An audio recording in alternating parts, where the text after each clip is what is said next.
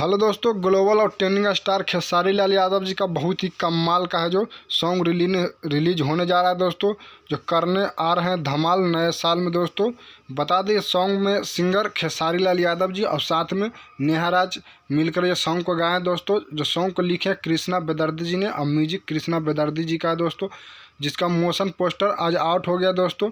जो बहुत ही कमाल का मोशन पोस्टर दोस्तों, सबसे पहले इसका टीजर आउट होगा दोस्तों। बता दें दोस्तों, इसमें वीडियो में जो एक्टर्स फिट हैं, क्वीन शालिनी जी है जो वीडियो में एक्टर है, खेसारी लाल यादव जी के साथ झूमते नजर आएंगे दोस्तों वीडियो में। जो बहुत ही कमाल का ये सॉन्ग रिलीज होने जा रहा है दोस्तों। तो वीडियो अच्छा लगे तो लाइक और शेयर जरूर कीजिएगा। कुछ कहना चाहे दोस्तों तो कमेंट के जरिए बता सकते हैं।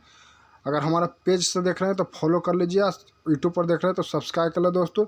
बता दें दोस्तों, 7 जनवरी को सरगम हम भोजपुरी यूट्यूब चैनल से टीजर है इसका 11 बजे कल रिलीज होने जा रहा है दोस्तों। टीजर सबसे पहले आउट होगा दोस्तों, उसके बाद है जो आप लोग को अपडेट के साथ बताते रहूँगा फुल वीडियो कब रिलीज होगा दोस्तों।